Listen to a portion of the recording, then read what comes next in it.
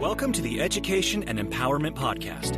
In this show, our hosts explore success and advancement through education by interviewing today's top leaders in the fields of education, business, and technology in order to provide insight into what it really takes to succeed. This show is brought to you by Forstay, a SaaS-enabled online booking marketplace for student and intern housing. Forstay provides turnkey, all-in-one, cloud-based accommodation software solutions for colleges, universities, and organizations. Learn more at offcampus.forstay.com and landlords.forstay.com. All right, let's get into the show.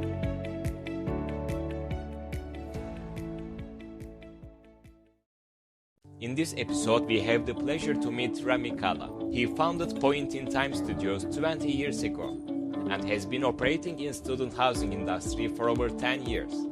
Point in Time is revered for creating engaging video content, photorealistic renderings, and VR tours for many well-known brands in student housing space. In our podcast episode, we will expand this topic of modern tools' impact on education. Metaverse example. This morning, afternoon, evening, wherever you're connecting from, I'm so excited to bring Rami Kalla, the executive producer, owner, and founder of Point in Time Studios that specializes in student and multifamily housing videos and marketing. There's so much more to the work that you do, and I'm really excited to have a chance to connect with you and to learn from your wisdom. I want to get us started by if there's a motto or a quote that you live by. Oh, that's a great question. I just had, I do a daily kind of stand up with my team and we have like a daily quote. One of the ones that really kind of stands out to me is by Winston Churchill. He says, attitude is a little thing that makes a big difference. And I really believe that, we're all met with challenges of different levels. And if you can come in with the right attitude, I feel like you can handle most things. So I think attitude does make a big difference. That's amazing. That's amazing. I wonder if this is a premise to, what inspired you to pursue this field, and if you can describe what drives your passion, I guess, about this field. Yeah, that's a great question. So when I was about 10 years old, my dad bought one of those big cameras with the VCR, and I just fell in love with it. I took it, learned how to use the camera, started making short films with friends and family. So I was known around the neighborhood as the film kid. Oh, wow. And just fell in love really with storytelling. I love telling stories. That was really the fun part about it. And from there, it sort of evolved. I went to school, studied business and Spanish, and just became disenchanted, in the environment that I was in. And I was like, I want to do my own thing. And so I started Point in Time. It's been now 20 years ago. Never looked back. And, it's just been an awesome ride. So from there, we started doing a lot of, corporate videos, and then we got to 3D and then virtual and augmented reality. So it's been a lot of fun. That's amazing. Yeah, 20 years is certainly, a very good measure and a milestone, so to speak. And I'm sure with your, seniority and your experience and expertise, you can maybe comment on how, virtual reality and the new technology sort of affecting, student housing, and what is the future that it's giving.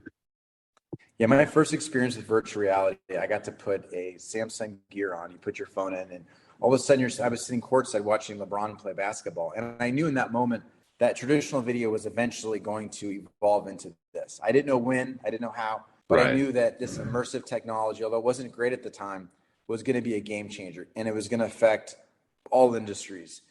And kind of fast forward a few months, I was actually building a new house. And I walk into the design center and they say, imagine this flooring with those countertops and those cabinets. And they just give you a little square. And I said, why is this not in virtual reality? I want to walk into my kitchen in VR and choose what I want. And so I started creating this experience, really shopping it to like David Weekley Homes and some of these other new home builders, and was a little ahead of its time. And so then I pivoted to student housing because I knew that students are really early adopters of new technology, and they're going to be the ones that are going to want to do it. So that was really, what changed a lot for us was really pivoting to student housing. So. It's amazing. I mean, obviously with, America's over 20 million student population, you can really tap into this, really big market. Congratulations. I mean, Rami, I do believe that, the work that you're doing is so exciting, and, you can certainly bring a lot of insights, from the field.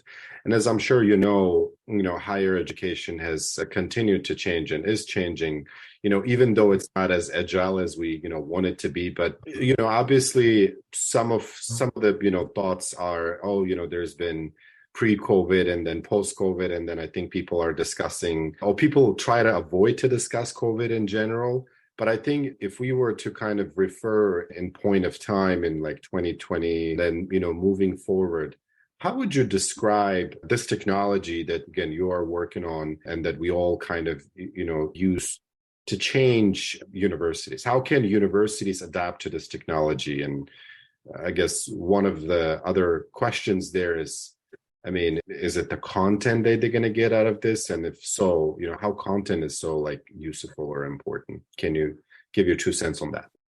Yeah, I think, take you back to 08, 09, and I've had business now 20 years. So I've seen lots of different economic cycles. And what I saw back in 08, 09 is people weren't spending money. There was no money. It was just, marketing was cut off. So when COVID happened, I sort of prepared for the worst. I said, okay, here we go. There's going to be a national, international crisis. There's going to be no money. Right. And what I found was the opposite, was companies and especially student housing said, hey, we've got these beautiful buildings. We've got to still market. Our leasing offices are closed. We need solutions. Right. So we pivoted very quickly and became really a resource, for a lot of our customers to have virtual tours, to have ability to tour and lease up online. But they needed the tools, they needed the content.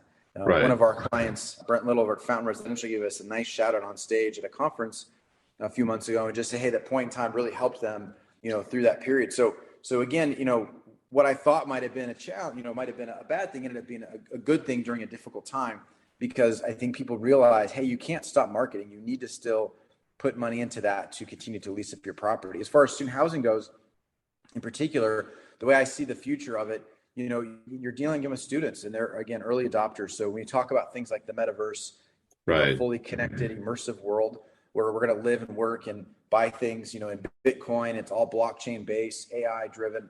You think of the convergence of all of those worlds together. It's going to be the students, it's going to be those early adopters. They're going to be the ones to do it. And so as student housing development companies, looking at this technology, I'd say, start being able to implement those, into your leasing, because the students are going to expect it. And the companies that are doing that are going to win. Right. And then, so like, again, when you're looking at higher education, are we also referring to, on-campus housing, right? It's not only the demand side, obviously, they're also the supply side, right? So like making sure that, the units that you can, and especially for international students too, would you think that relates to international students as well? 100%. During COVID, obviously, nobody could go see it in person. If you're international, it's so much easier to be able to put on a headset or just do a tour virtually. It just makes everything so much simpler, and you could make decisions. And now we're seeing Gen Zers, a lot of them are signing leases sight unseen, and it's just normal for them. If you talk to the boomers, to them, some of that seems crazy, but to the Gen Zers, the millennials, it's become the norm. And so I think it's going to have a huge impact on international students. We are working with campuses. On some campuses are actually creating their own metaverse. They want to take their whole university and put it in the metaverse so students can walk around and have conversations, go to classes. So we're already in talks with a few universities, on campus and on-campus housing for this as well. So it's very exciting times. That's great. Metaverse is, certainly this new, huge, big, thing that, everybody is discussing. When you were to kind of, describe like Metaverse and maybe like human behavior and the social interaction, how's that, apply? Like what application are you seeing today? So when you're talking to these, universities today, are they only using, the Metaverse just for, the student housing, or have you seen them using that in other sort of subfields or other auxiliary services as well? No, that's a great question. Even outside student housing, we're creating virtual reality experiences for police officers where they can do training in, what would be normally very dangerous situations. So we'd actually create worlds and, film in live action prisons and, talk about things like domestic violence. And so, think about when you can create a metaverse and create a, full virtual world, the sky is the limit. Right. So if you want to have, students that are, wanting to learn how to communicate with other students across different cultures. I'm speaking with an international master's program where basically the students are, wanting to know, what are certain social cues that maybe across cultures I might do that might offend you or vice versa, right? So our avatars can practice having those conversations in a metaverse anywhere in the world. And so creating those little areas, all these different satellite campuses. So that's just an example. What I am seeing is one campus we work with, they have a volumetric scanner. So you literally stand in this dome of cameras that films your body in 360. And the teachers can actually give live lectures. It's not going to be this cartoony avatar anymore. It's going to be me. Think of like Tron, beaming myself into the classroom, and I can give full instruction to students as myself in the metaverse. So kids aren't have to go to class. They're going to be able to sit in their rooms, put their headset on, and they're beamed in the class right away. So we're already working with some universities on this technology. So that's exciting. And at what pace would you say universities are adapting to this type of technology? Like, do you see majorities up to this, or is it kind of like, selected few that are figuring out? What would you say is like that critical aspect to push this, innovation to be massive, not just for a selected few, if that's what you're saying? So what I'm seeing is there are a selective few that are what I call innovators in the space, right? That are investing heavily in the technology, and they're willing to really be on the frontier of it, right? So there's a risk with that. The technology isn't, as good as it's going to be in 5-10 years. So they're the ones out there taking those, taking that risk and playing with the technology. But what you are going to see is that we've got Apple Glass, we've got Google Glass coming. The headsets are going to come down in price. They're going to be easier. So you think of like the big bulky VR headsets, right? They're going to be more like glasses like I'm wearing right now. Mm-hmm. So that's going to allow it to really open up to the masses. So more students, more people in general are going to live in a metaverse and augmented virtual reality. And you're going to see the cell phone go away. It's all going to be voice activation. Originally you're going to tether to the phone, and then eventually it'll just be all in the headset. And next iteration is contacts, which they're already working on. So I really think once you see that, the universities are going to be pushed to have to, have more classes in the metaverse, using volumetric scanning, all these things, because a lot of students are going to have the hardware and the software to beam in. So that's amazing. It's exciting because, obviously you see, I've been participating in a number of conferences, over the past, year and a half, and you're seeing, more flexibility, more agility, and less resistance to those, basically phenomena. So we don't want to do it and that kind of stuff. I'm seeing, like, for example, I'm personally seeing a lot of universities being more open to, adapt to new technology and to sort of, stay abreast with, the futuristic, developments that's happening. Mm-hmm. Can you share your 2 cents on maybe kind of like your general take on, where it's going and if we are keeping up? I think we should start with a question of, should they keep up, or should they just like leave it as is? Like, what would you say is the right thought process there for executives and education to take? I definitely think they're going to need to keep up. I think, like I was saying that, Facebook, for instance, with Meta, Mark Zuckerberg's put billions of dollars, into Oculus, into now Meta. And, right. He believes in it, and if you look at the earnings on it, they've actually, lost money right now, but he's continuing to pump money in because he sees the future, and this is where everything is going to go. So it's, it's like, going where the puck is going to be, right? So right. You have to play like that. Yeah. I think that, although yes, it can feel like a risk. I have this video that I played during one of my presentations, mm-hmm. and it's actually Katie Couric and some of the, news people talking about the internet, and it's about 25 years old or so. And they're trying to talk about what is the internet and how does it work and what's this www.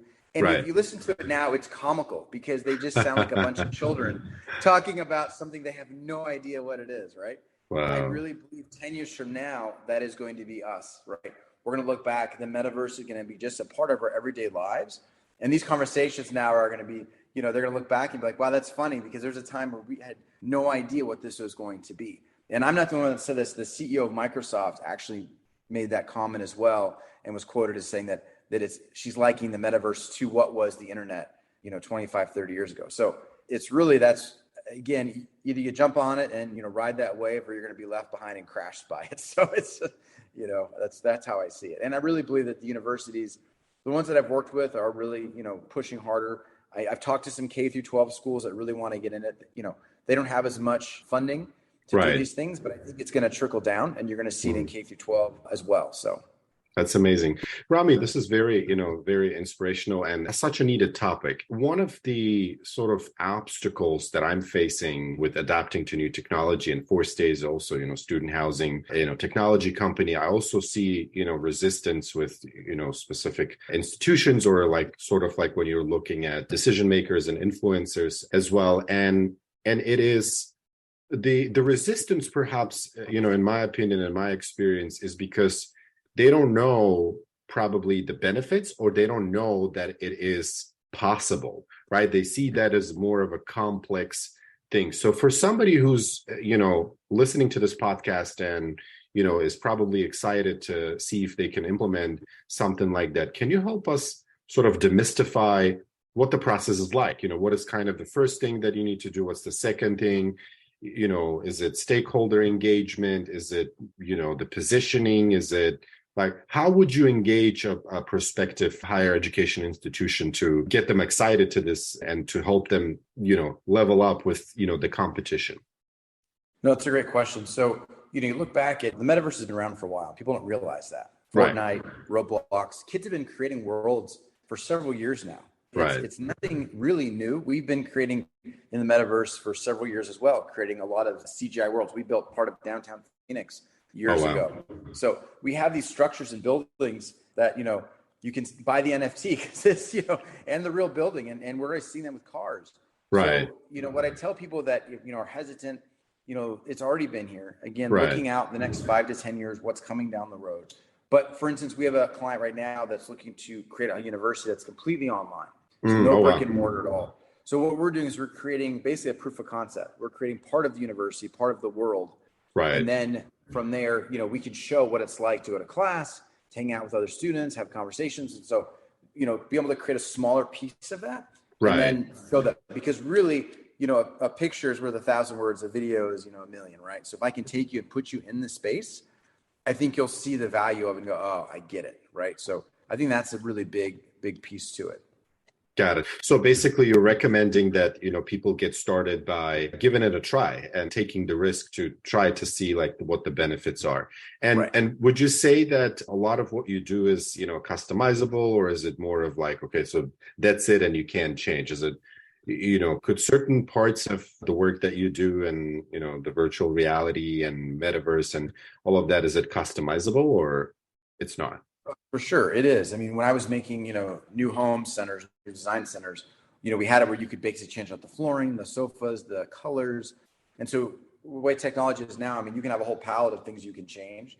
Right. But if somebody comes to us and says, hey, we need to change this environment or make the interaction different, it's very customizable. And that's, but once it's built and the university is built, then from there, they can really, create the experience that they want, but absolutely very customizable. And that's the nice thing about it. I tell people, I was like, look, you can build the actual structure, or we can do it in virtual reality in the metaverse. So it's a lot easier and cheaper because I can take it down and change things out a lot faster than we could do it in the real world. So yeah. Exactly. You just reminded me, this summer I took my, children to visit the elders, overseas, and, like imagine this, place where, your neighbor is about a kilometer away. And so we had this social gathering where, my father asked my son to go, talk to X, Y, and Z to invite him over. And you would think that it would be a task that requires at least like 30 minutes because, you have to walk, you have to go talk to the X person and then come back. And then my son comes back in about 3 minutes and says,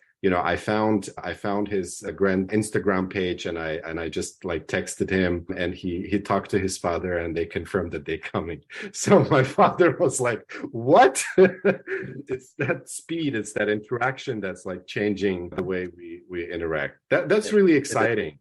Well, Rami, what would you say is the next, big thing that's coming that universities should be aware of? Like, what piece of advice would you give for people, to start thinking about like immersive technologies and VR and such? I'm really excited. I've been watching the Apple patents for a while. Apple's always been an innovator. The Apple, glass is going to be, I think, is going to make a big change and ripple into this VR world. You're going to the first one's going to be virtual reality, and then you're going to see a VR, AR capability. So holograms. If you're on campus, you need to be able to get directions to your Memorial Union or whatever, another building. You'll have digital maps that'll show up in the real world overlaid, in CGI. If you need to, surf the web, you're gonna be able to voice activate it. It'll come up as a hologram. You want to watch TV. So all those things, allowing students to be able to navigate around the university, interact with friends, go to classes.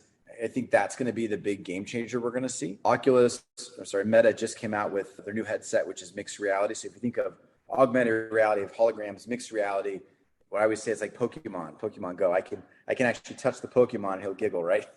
Wow. So mixed reality allows me to interact with that world. So I'm able to see everything around me. And then on top of that is the animated world that I can interact with. So, or think Minority Report, right, where he's moving holograms around. So those are things that are coming. And it's funny because you go back and watch some of these movies, right? Like it was Mission Impossible 3 or 4, and they've got contact lenses on that have holograms and allow you to do facial recognition. Oh, wow. Things that they were doing, and talking about Hollywood years, even like, you go back and watch things like Superman, Right. Talking to his father, that's an AI program. Mm-hmm. Tony Robbins already talked about how he wants to back up all his memories and information and have an AI program that will live once he passes away. So you think about professors or, teachers that have all this knowledge that can back up their memories into an AI that can go back and do class and a hologram. I mean, they're just, the possibilities are endless, and, we could spend all day talking about it, but there's a lot of exciting things that I think what you're going to see. There's a gentleman named Ray Kurzweil who wrote a book called The Singularity. And he talks about how, over the last 1,000 years, you've seen technology as kind of a, steady, incline, but you're going to see now more of a swoop all the way up at a very drastic change. In 2045, they predict, as when everything is going to change completely, and we'll see more of a merging with all this technology, and how we live our everyday lives are going to completely shift. So it's pretty exciting times, and I think the next 5 to 10 years are going to be pretty incredible. That's amazing. I recently finished a book called Who Not How. Interesting book for entrepreneurs, and I'm sure you read it about as well. One of the exciting things, it's a lot of times these higher education institutions are so obsessed with the how. How are we going to achieve this goal, or how are we going to become, such a, trendy institution, or, adapt to these technologies. I think it's the question of who, and then it's obviously finding, companies like yourself and enthusiasts and experienced individuals like yourself. If people want to do that, what would be the best way to find you then? Yeah, they can basically go to our website. It's pointintimestudios.com. That's POINTINTIME studios with an S.com. And they can reach out. If they go to email us at info@pointintimestudios.com, we'll get that email, and happy to set up a call with them and chat with them as well, and kind of go over, the different options. Or they call our direct line is 800-208-1267, and my extension is 701, so they can reach us. But yeah, I mean, really, and there's never any pressure. It really, their initial meeting, like we're talking around with NASA about creating a metaverse, and working with them on how to integrate a lot of holographic, information. And it's just an exciting time. And so, having those conversations, let's talk about what you're trying to accomplish. What are the challenges you're having? Like any other marketing, exactly. And then really dive into it and go, okay, because I always believe, just because you can doesn't mean you should, right? Right. Let's just not say, okay, well, everyone's got to do the metaverse. Let's talk about it. Let's see, what are you trying to accomplish? Where are you at with things? And then let's see how we can integrate what we do with what you're trying to do. And does that solve, does it create a solution for you? So that's how we approach it. But yeah, I mean, it's a lot of fun. And that's a great book, by the way. I just finished reading it a few months ago. And it's really changed how I think in my business too, because I think a lot of people, the executive level think, who, instead of thinking, how are we going to do this? They're worried about, how we're going to do it, instead of finding who's that person that can come in and help us. So it is a mind shift for sure. Yeah. It's, also kind of a balance of, I mean, you got to hit the balance at some point, right? When you ask the question, who, you continue to think of, okay, what is this criteria, right? Or who, meaning that, you sort of do an analysis to see, if there are people like that, or you see if you can create the who, right? Or build the who eventually, so that you have, on the same page, existing supply versus creating a supply, which is, so amazing. Rami, I really, really appreciate your time. This is really exciting. I know there's, so much more to this topic, but I hope this conversation inspires, our respective institutions and, prospective, clients, as well as, others who are interested in learning more about this topic. And thank you for gifting your time this morning to us. I hope, our podcast listeners will find this inspirational as I did. And, until our next episode, I, thank you for your time. And then if you're interested in what Forstay does, check us out at forstay.com, or you can learn more about.forstay.com. And if you want to, become part of this podcast and learn more, it would be podcast.forstay.com. Thank you so much. Thank you for having me. My pleasure. Thank you.